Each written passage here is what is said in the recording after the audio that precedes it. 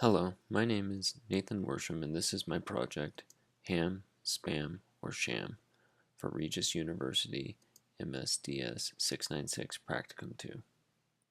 Since the inception of spam filtering, there has always been a distinction made between good emails, also known as ham, and junk or unwanted emails known as spam, but a third category of emails missing from this juxtaposition, which really is a subcategory of spam emails known as phishing emails, has become increasingly more important as it is a staple vector for malicious activity.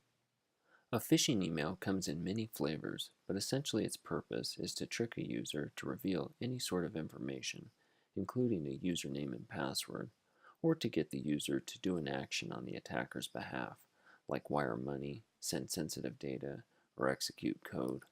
Often the message is meant to look legitimate, but may contain links to a fake website, which I dub a masquerading link, because the user thinks they are clicking on a good website, but in reality they are going to a bad one. For this practicum, I chose a real problem experienced at my place of employment. Currently, we provide employees a quick and easy way to report phishing emails at the click of a button. However, employees don't necessarily always use it correctly and confuse spam with sham emails. This requires a resource, a SOC analyst, to spend time deciding whether or not to investigate if the email is really a threat or not. So the question this project proposes to answer is to see if machine learning can be used to make the decision of whether an email should be further investigated or can be ignored. Furthermore, I would like to see if the final model can be run on Splunk, as it makes the data pipeline easy, and in my previous practicum, I built some text processing tools for Splunk that could help facilitate this.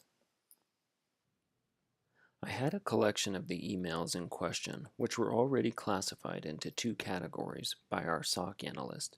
The majority of emails were sent as an attachment to another email. This retains the headers of the original email. In fact, I would have to throw out those that did not follow this procedure. Here I needed to extract the inner email and then extract the data in question to create features. Turns out emails are a bit complicated, and my understanding of them may not be complete. All emails include both headers with info like sender, recipient, and date, and a body. Often this is in MIME encoding, which supports all sorts of content and attachments. The attachments are known as payloads, and as mentioned before, a payload can be another message. To both extract and parse the emails, I mainly relied on the Python library mail parser. I then made features from the emails based on general statistics and information security domain knowledge. I then used this same library to create a Splunk app to package this extracting and parsing of an RFC 5302 compliant email inside of Splunk. For exploratory data analysis, I undersampled the ignore class to balance the target sets. One of the most interesting findings is that body length, meaning a simple character count, is a very good indicator of class. Here we can see that investigate emails are often much shorter, and the interquartile ranges between classes do not overlap. Thinking about this makes sense as these investigate emails are created by real people who likely elect to go an easier route and write brief emails, whereas a marketing email, which appears often in the ignore pile, is filled to the brim with HTML formatting, trying to stand out. Another feature of interest is the top-level domain of the sender. Ignore emails are more likely to come from a .com domain, while investigate emails have a much larger variety of TLDs. This is easier to discern when comparing the unique number of from TLDs seen, over twice that of the ignore emails. Also of interest is that .NET addresses have further prominence in the investigate population. On this visualization, the green represents when no attachment is sent. From this we can gather that investigate emails arrive with attachments more often. Though less distinguished but still interesting, looking at arrival day and times, we can see that ignore emails like to hit inboxes during the 8 a.m. hour, while investigate emails start strong at the beginning of the week and slowly tail off. Due to the large discrepancy in body length, it is not surprising to also find a big difference in vocabulary sizes between classes. Looking further into the top terms, we see that many of the investigate terms are aiming at stealing funds, while the ignore emails might be properly following the CAN Spam Act and allowing users to unsubscribe. A large issue I ran into during this project is that of data leakage. This was caused by emails that were part of the same campaign, with nearly exact copies of one another. These copies then had to be thrown out, as they would cause an unfair advantage if, for example, copies landed on opposing sides of the training and prediction sets. However, I also found emails that I could tell were part of the same campaign, but they had enough differences inside of them to still be usable. In this example, we can see the similar emails with nearly the same subject, but yet have different text bodies and from addresses. Because of these differences, emails like this could stay as part of the set, but time-consuming to find. The duplicate emails only added to the problem of not having a large quantity of investigate emails, though this is not an uncommon issue, as there are many other real-world problems where the minority group is the interesting or positive indicator. A perfect example of this is credit card fraud. I tried attacking this issue by using a combination of SMOTE, or synthetic minority oversampling technique, and undersampling the majority, but the best results I received was with just using undersampling of ignore emails. One benefit to the dataset being small, however, is that it enabled me to try multiple algorithms, because the time of execution is often short. Likewise, multiple feature sets were tried as well, consisting of non-text features, text features, and combinations of both of these. Based on these trials, I selected 2 feature sets and 3 algorithms to explore further due to their performance and stability against this dataset. The combination feature sets made the most sense to me, as this is what a SOC analyst would take into account, text and non-text, essentially anything they can. For combining features, I could not find a lot of information on this, but it would seem that either the sparse text features would need to be made dense, or the non-text features would need to be made sparse. This is so the features can be combined and one side does not dominate the other in the model. TF-IDF could be combined with binary on its own, or it could be made binary itself.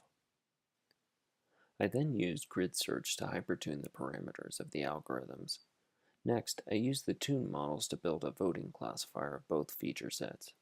I ran each set with several different seeded trials, as well as tenfold cross-validation. The 2 feature sets performed very similar to each other, seen here as the cross-validation results for each. But looking at the importances from the tree model for each set, the binary-binary features ended up with more terms in its important features than the sparse binary set. This enforces the earlier concept of truly taking into account both text and non-text features. After all, this is really what I'm after here, which is replacing and modeling a SOC analyst's mindset. Also, security is most often concerned with false negatives more so than false positives, as a false negative in this case would mean classifying an investigate email as an ignore email. False negative performance was another factor used in determining the best algorithms for the set. The final phase of this project was to see if the chosen model can be run on Splunk in order to take advantage of Splunk's data pipeline. Here I would be using custom apps like the one I built for Practicum 1 and the mail parsing app I built for this practicum, and then of course Splunk's machine learning toolkit, which allows Splunk to run sklearn models, pandas, and more. Of the algorithms chosen for my model, and as of MLTK version 3.4, I was missing some needed sklearn algorithms and a missing option on an existing one. Fortunately, Splunk makes this simple to add using their API. Since I had already previously added algorithms in the app created in Practicum 1, I added my new algorithms to that app as I consider it somewhat a continuation of that project. The algorithms I added were linear SVC, extra trees classifier, min-max scaler, and the current implementation of TF-IDF vectorizer in Splunk does not allow transformation to binary values. So I created a copy called TF-binary that allows and sets these options to produce a binary output. One algorithm I could not import into Splunk was voting classifier, due to how Splunk's API abstracts and cleans the options sent to the algorithm, but I was able to implement a hard voting rule using a Splunk eval statement. This is a simple majority vote wins rule. Looking at Python's workflow, we have a set order of operations to complete the prediction. While Splunk's order is a little different, the same basic building blocks apply. But in Splunk, this ends up being what is known as a search.